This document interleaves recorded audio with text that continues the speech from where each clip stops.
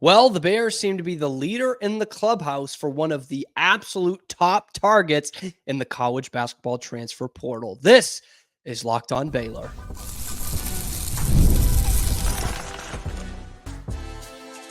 You are Locked On Baylor, your daily podcast on the Baylor Bears. Part of the Locked On Podcast Network, your team every day.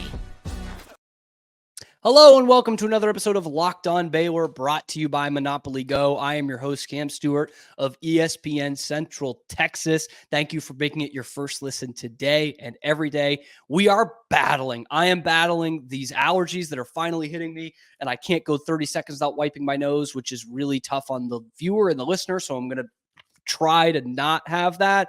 And also, for some reason, tonight is the night that my computer thinks we don't have Wi-Fi, and this is the fourth time I am recording this particular first segment, which was not supposed to be in the show at all because I had to re-record the show because we had some breaking news last night, which is a good thing in our department, so I'm not too mad about that.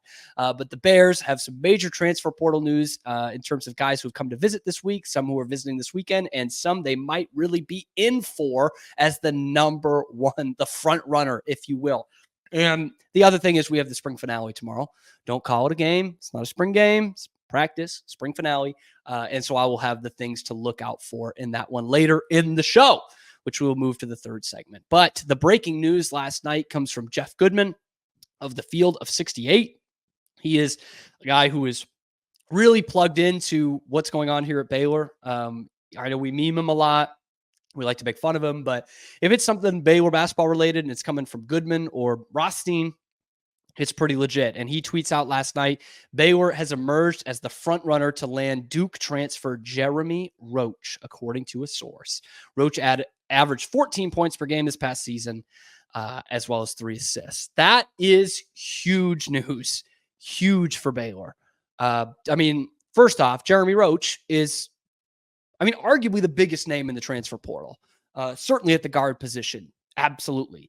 And he is a guy who's declared for the NBA draft, but his draft stock is not terrific. A lot of experts expect him to come back and play another year of college basketball, but of course has entered the portal for his 5th and final year of eligibility and is shopping around, seeing what's out there. And apparently Baylor is the front runner. Jeff Goodman also went on to say in this tweet, would be a perfect addition for Scott Drew, a proven veteran, high character guard who can put points on the board. What else do you need? What else do you need? I'm sitting here thinking, I wonder how Baylor's going to attack guard in the transfer portal, because what they really need is a backup point guard, and they haven't had that the last 3 seasons, and no coincidence, they haven't made it past the round of 32 in those 3 seasons. That was one of the big follies that they had come March, was they didn't have a second, not just a ball handler, but a guy who can run an offense. And now, if they are the front runner and do get Jeremy Roach, then you have a 5-star in Rob Wright as your second point guard, and being an understudy to one of the best point guards in America, an all ACC guy in Jeremy Roach. That in and of itself is just fantastic, man. Fantastic. And he averages over 14 a game, pretty good for a point guard, as well as he shoots at 43% from 3. 43%. This dude's a stone cold killer from the outside and is efficient with it too. He's not one of those chucks, okay? He's taking them when it matters, and he's making it a lot of the time.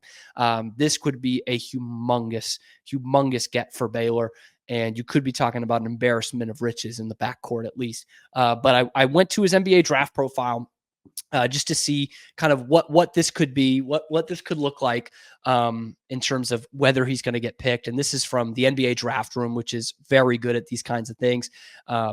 And they comp him to Kyle Lowry, which if you've seen his game at Duke, you're like, that makes total sense. But by that same token, he's not explosively athletic. And so because of that, he is picked or projected as a 2nd round pick. And to me and to most guys, that's not good enough when you have a year of eligibility to come back and try to improve that draft stock. But going with another few things the NBA Draft Room talks about, he is He scores well from mid-range and in the lane. He uses floaters, a creative finisher, can finish with either hand, solid frame. And one thing they talk about in here, which you see if you watch Duke games, you'll know what I'm talking about. And that is that he is a committed defender. Like he really gets into the defense. You know how we've all hated for years, well, some of you have hated for years that Duke would slap the floor to get a big defensive stop. That's Jeremy Roach in a nutshell, man. Like he is a bulldog defender who is also an incredibly efficient offensive player. I could not think of a better fit for Baylor than him, because I'm thinking, Rob Wright coming in, they're going to look at backup point guard to back him up. And, who are you even going to go after? Like, who is going to want to back up a freshman, no matter how good the program is, right? Well, that's playing chess. Scott Drew is playing checkers. He's like, I've got one of the best point guards in the country. He's young. He's unproven at this level. How about I get someone who is proven at this level and is also one of the best point guards in the country? And we seem to be on the precipice of that. Again, if Goodman's reporting it from a Baylor basketball standpoint, that's pretty good authority. Like and look, he didn't say Jeremy Roach is committed or Jeremy Roach has told me he's going to commit. He says Baylor seems to be the front runner. And that means that this staff is feeling good about where they're at with Jeremy Roach. But talk about a name out of left field, man. It kind of reminds me of in football this year when Malik Murphy all of a sudden was taking a visit to campus. We don't know if he ever did. But like that was like, whoa, that's way out of left field. Malik Murphy was a promising backup quarterback. This is an all ACC starting point guard who was one of the best at his position in the whole country. And now he's apparently, tiptoeing towards Scott Drew's door to commit and come play for the Bears. This could be one of the best backcourts Baylor's ever had. And we've had a couple of really good ones, especially in these last few years. But if you're able to get him in through the door, then you're talking about Jeremy Roach with a 5-star from Montverde to back him up. You've also got Jay Nunn, a guy who is a Big 12 Player of the Week and had a tremendous stretch in the middle of the conference season, had some game-winning buckets for you. Good defender. That's your 2-guard. Oh, and you also have another 2-guard in VJ Edgecombe, a top 5 player in America right now, 5-star guy. This would make a deep and loaded backcourt. You still have some issues to resolve in the front court, but when you look at a guy like Igor Milicic, who I'm going to talk about in a few minutes in the next segment, or someone like a Cliff Amori or a Jonas Adu, like you've got options there. And if you're able to get 1 or 2 of those 3 guys to go along with a Roach in this backcourt, that's a scary good basketball team, man. Scary good. So we're going to have to track this into the weekend. But Jeremy Roach, Baylor is the front runner for Jeremy Roach. What a massive, massive get that would be. How do you feel about this? Do you feel this is realistic? And how big would this be for Baylor? Drop that down in the comments below. But boy, am I excited. Guys, I need y'all to listen up, and I need y'all to listen good for a huge announcement. I have been tracking the leaderboards every day, okay? Keeping my eyes on the scores, putting all my heart into it, and I'm super pumped to announce I am finally on top. That's right. Obviously, I'm talking about the hit mobile game Monopoly Go. You've probably heard of it because it's been downloaded over 150 million times, and it's a great mobile twist on classic Monopoly that you can play anywhere, anytime. You explore hundreds of Monopoly boards from Las Vegas to Camelot to the moon, all while raking in a huge fortune. You can charge rent on your iconic properties just like you can in Monopoly. You can charge your friends rent on those properties, and you can go after their Monopoly money by pulling bank heists and taking wrecking balls to their landmarks. My favorite part, the leaderboards, of course, where you can see who's a Monopoly tycoon and who's going bankrupt. So get yourself on the charts. Download Monopoly Go for free on the App Store and on Google Play. Now, passion, drive, patience, those things that bring home the winning trophy is also what keeps your ride or die alive. eBay Motors has everything you need to maintain your vehicle and level it up to peak performance. Superchargers, roof racks, exhaust kits, LED headlights, and more. Whether you're into speed, power, or style, eBay Motors has you covered. And with over 122 million parts for your number one ride or die, you'll always find exactly what you're looking for. And with eBay's Guaranteed Fit, your part is guaranteed to fit your ride every time or your money back. Because with eBay Motors, you're burning rubber. You're not burning cash. So with all the parts you need at the prices you want, it's easy to make your car into the MVP and bring home those huge wins. So keep your ride or die alive at ebaymotors.com. Eligible items only. Exclusions apply. Again, that is ebaymotors.com. Back over to basketball. You guys know that's what I like talking about. Boy, these allergies are finally hitting me. It took till the third week in April, but look, if you're watching on YouTube, you can see the red nose, the red eyes. This is killing me. I can't stop scratching my nose. I'm going to try for you guys, though. I'm sorry about that. Anyway, we talked a lot about Jonas Adu yesterday, the Tennessee center who is in the portal and is one of the very top guys in the portal. Someone I am super, super excited about. He's visiting Baylor this weekend. He could be on campus as you're listening to this right now. And between him and Cliff Amori at the center position, Cliff's out of Rutgers. If Baylor's able to land one of those two, that is a huge, huge development. Now, it's not the only development they need in the transfer portal. And I would think guard is another one to look at, specifically point guard. I kind of mentioned it in the show the other day. I love Rob Wright, and he's probably going to be your A1 point guard next year, the 5-star out of Montverde. But you've lacked depth there so much the last 2 years that it is imperative, 3 years really, imperative to me that you bring in another point guard. One thing that does interest me is the wing position, okay? Because Jalen Bridges is probably going to the NBA, and all the power to him. He deserves that chance, and I think will be on an NBA roster next year. And you don't really have another wing. Caleb Lohner's gone, who you could have seen as a wing, obviously not much of a shooter, but someone the coaching staff really liked. Jason Asamoah comes in and can probably fill that role as well, but just a freshman. So that's probably something you need to dip your toe into in the portal. And I also wonder with John Jacobs gone and off to FAU, if a wing, a elite scoring wing will still fit their play style. We'll see. But there was one of the best wings on the market, actually, was in Waco this week to tour Baylor, look at the facilities and all that. And I am talking about Igor Milicic. Okay. Igor Milicic from UNC Charlotte started his career at the University of Virginia. And like most great Virginia students, they leave UVA and they go to Charlotte. That happens all the time.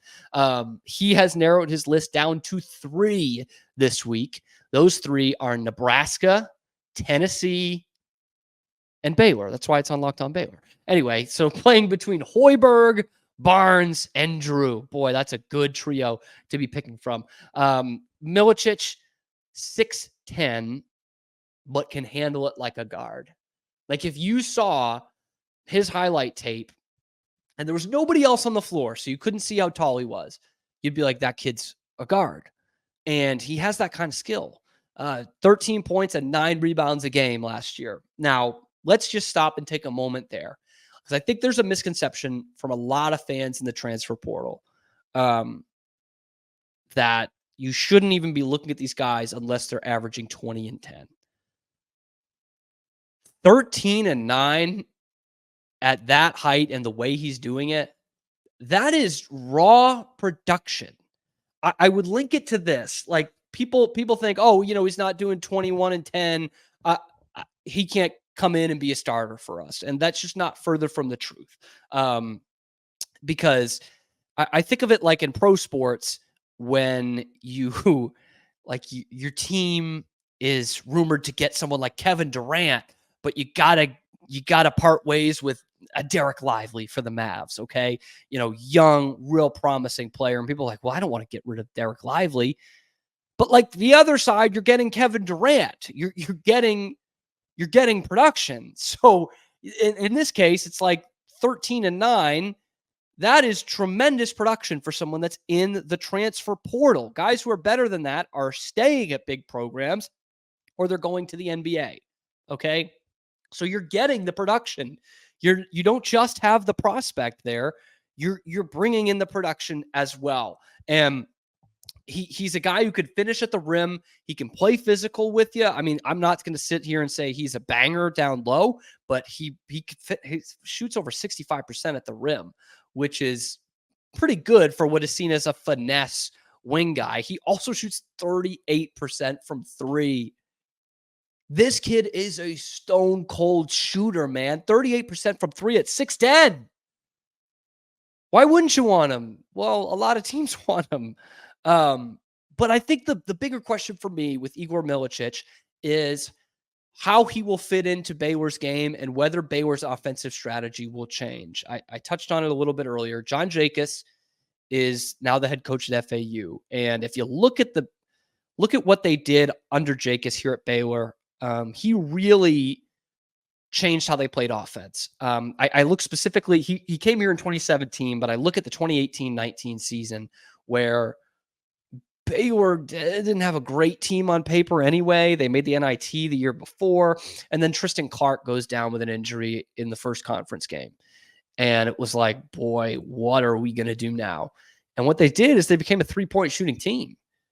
Makai Mason and King McClure, freshman Jared Butler, like that's what they started doing. They played the game outside, and John Jacobs said on the Matt Mosley show, we went from a team that was posting up Jonathan Motley 600 times a year to a true European ball screen guard-led team. And when they did that, that allowed for some great wings to come in there and flourish. And the two main guys I'm thinking of course, are Matthew Meyer and Jalen Bridges. You can even put Maceo Teague in there as well. You know, he's not 6'8", 6'10", but had a good wingspan, could play some small forward if you really needed it. Of course, they were playing mostly positionless basketball and was a better defender than a lot of people gave him credit for. So that position flourished in the Jacobs associate head coach / assistant coach regime at Baylor. Will it still carry over now? And this is what I'm fascinating to see. And honestly, I don't think we're going to learn this until probably the conference season of next year, because Baylor needs to hit the center position hard. Okay. And whoever they come out with at center is going to, I think, say a lot about what direction they're headed in. Now, Eve Misi is a supremely talented center. But they were still running the Jacobs kind of offense with him, and he worked in it. And if you're looking at someone like Amori or Adu, that's a guy who, both of those guys can post up a little bit, but they're really rim runners, and they play like Misi and Jonathan Chachua. So right now, the way I'm leaning is towards they'll stay in that style of offense, because it's been obviously super successful in the regular season. And that's the profile of center they're looking at. If that is the case, Igor Milicic can fit in like a glove. And I'm not talking about OJ's glove, okay? Like a real glove. He'll fit right in, okay? And he is a guy who could beat you inside, outside. There's just a lot of Jalen Bridges there. I mean, he's a guy who can stay in the post defensively, who can guard a bunch of different positions, and is gritty enough to bring down rebounds. Again, 9 rebounds a game. That would make him one of the best rebounders on Baylor's team last year, if not the best. I think just behind Misi. So there's one. And 2, he can play you inside out offensively, which Bridges was just terrific at, specifically the second half of this last year. I mean, he was unguardable really up until that Clemson game. He was the best offensive player Baylor had, and I thought was going to carry them. So if they're sticking with that offense, which I would lean towards they are, Igor Milicic is a humongous get if they can get him through the door here and beat out Tennessee and Nebraska. All right, y'all, we are in one of the best sports times of the year, and I know you're looking at playoff tickets or you're looking to get back in the ballpark. Well, there's only one place to go for it, and that is Gametime. It's the only place I trust for a couple of different reasons, most of which being the all-in pricing that they give you, so you're not having all those hidden fees. What you see in the all-in pricing is what you pay for, okay? And you can save up to 60% off by buying last-minute tickets for those sports games or even things like concerts, comedy shows, the theater, all of that. They'll even have flash deals throughout the week, the zone deals, I should say, that will show you the section that you're looking at and when those deals are coming up. It's the lowest price guaranteed. So if you find a spot in the same row, in the same section at another website, Gametime is going to credit you 110% of the difference. So take the guesswork out of buying tickets with Gametime. Download the Gametime app, create an account, and use the code LOCKEDONCollege for $20 off your first purchase. Terms do apply. Again, create an account, redeem the code LOCKEDONCollege, LOCKEDONCOLLEGE, for $20 off. So download the Gametime app today. Last minute tickets, lowest prices, guaranteed. Tomorrow, we head into McLean Stadium as one at high noon, and we watch the spring finale. Don't call it a spring game. We ain't talking about no game. We're talking about practice. And I know that bummed a lot of people out. It bummed me out at first, to not have a game. And however weird the spring game rules and point system was, we like having it in a game setting. Instead, it is a practice with a lot of, individual and team drills. It sounds like they are going to have some 7-on-7 in there at least. So you'll see a little bit of something like a scrimmage, but there's still plenty to look out for if you are the fan like me and you are in there with your notepad and trying to formulate your opinions on this year's team. There is plenty to look out for because there are plenty of question marks on this team going into the season. And they're not the only team in the Big 12 that has that, but it is certainly something that is a reality that Baylor has to live in. And for us as Baylor fans, we have to live with it until at least the end of August and probably some growing pains in the first month of the season before we find out what this team is really about and what they really are. But for me, I think the first and foremost is on what I'm looking out for tomorrow at McLean Stadium is the quarterback battle, right? I mean, that's what the fans care about. Daquan Finn. I've heard Daquan and I've heard Daquan. I heard Daquan from Miranda, so I'm going to stick with Daquan. Daquan Finn, Sawyer Robertson. Who's it going to be? Who is going to be under center for that first snap of the season against Tarleton in August?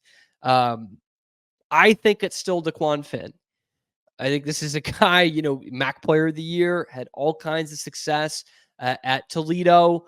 And I know there are people who are saying, well, yeah, but that's just Toledo. Well, Baylor was not the only school in on him. There were Big Ten schools that were in on him as well, Michigan State being one of them. So, it's not like this kid had no other offers, and here he comes just going to Waco because there's nowhere else to go. I just don't think that this is going to be, that the Big 12 is going to be too big for him to overcome. I don't. Sawyer Robertson, on the other hand, there's a lot to like with Sawyer Robertson. I really do believe that. And I mean it when I say, he came on strong towards the end of that year. In that West Virginia game, I think he completed his first 11 passes of the game. And it was nothing earth-shattering. He didn't have a perfect QBR, I don't think. But he was doing what they asked of him and doing it really well. And that was something that he was thrown into the fire early in the season, second game, Utah, top 10 team coming into your building. Okay, Sawyer, here you go. You've been playing the air raid your whole life, but here's the keys to the wide zone offense. And it was tough. It was tough sledding for him in that game and in the Long Island game as well. So to see him be as comfortable as he was in that final West Virginia game showed a ton of growth for him. And now you not only give him that confidence, but you have an offense that actually suits him. I've said this before, and I'll say it again. I think Daquan Finn is going to be the starter. But if it's Sawyer Robertson, that's not a bad thing. That would mean that he has earned the job and would have usurped Daquan Finn for that. No matter what, if he's a starter or the backup, if you see Sawyer Robertson this year, he is going to be a more improved player than what you saw a year ago. Quarterback is a question mark, but I think they're in an okay spot either way. Good spot. Not a great spot, but good, solid spot. But that is far from the only problem on this team. And you won't have to look any further than the guys who are lining up right in front of the quarterback. The offensive line was abysmal last year. I mean, just bad. I mean, worst in the conference, gave up the most sacks. They couldn't rush. They were the second worst rushing team in the conference in yards per game. It was bad. They couldn't pass block. They couldn't run block. They had no attrition whatsoever. And the game I think of is that Tech game where Blake Shapen was just beaten to crap because they couldn't block for him. And that was far from the only one. So this is the unit that concerns me, is offensive line. I think they'll be okay at quarterback. I think they'll be okay at receiver. They're more than fine in the defensive backfield. Defensive line, we'll get to that in a minute, but offensive line to me is a red flag. And what you kind of lose in the practice sequence rather than a spring game is seeing this offensive line work as a unit in a game setting. You'll see the individual drills. You'll see them in a limited capacity in 7-on-7. So you won't see a lot of them, and it won't matter as much because that's going to be like flag football. But you will see plenty of guys rotating in and out. This is, I think, the biggest miss of not having a spring game is seeing how this offensive line is going to work together. Defensive line too. But I wouldn't be surprised, and this isn't necessarily like a terrible thing, if they don't know who their 5 guys are yet. We heard it with Mason Miller, the new offensive line coach. Hadn't watched film because it's a new ball game for them. It's a totally different, a new sequence. It is a completely new way that they're attacking offensively, and I try to not get too into the weeds with football terms with this, but like going from a wide zone to an air raid is significantly different in terms of that first step. The wide zone, you always do the first step is where the play was going. Obviously not the case in the air raid. That's a whole different ball game for them to learn. And I'm looking at defensive line as well. And mainly I'm looking at Garmin Randolph and that jack position. Dave Aranda said a few weeks ago that this is the best football that Garmin Randolph has ever played. And that would be a humongous lift for this Baylor team, who has needed someone on that defensive line the last 2 years to really take control. And they haven't had that. They've had some talent, Ika for sure, Siaki Ika, TJ Franklin, Gabe Hall absolutely showed some flashes, but no one took a season and took a unit by storm. And I'm hoping Garmin Randolph can be that. So pay attention as much as you can on the lines. We've seen games get won in the trenches. Like, that's how the great Baylor teams have done it. Even the Bryles teams, where you think all about flash, they won games at the line of scrimmage as well. And that is the biggest hole for me. Bigger than quarterback, bigger than what you're going to get out of your running back, bigger than outside receiver, offensive line, defensive line. Anyway, let me know what you're looking for in the spring finale tomorrow. Drop that down in the comments below. Let me know how you feel about Igor Milicic. I know the wing isn't as exciting as someone like a Jeremy Roach, but this could be a big-time player for the Bears. Drop that down in the comments too, and we will be sure to monitor this Jeremy Roach and Igor Milicic and Jonas Adu situations throughout the weekend. But boy, Scott Drew is really starting to cook. We will be back on Monday, unless there's a major breaking news before then, on your favorite show, which is, of course, Locked On Baylor.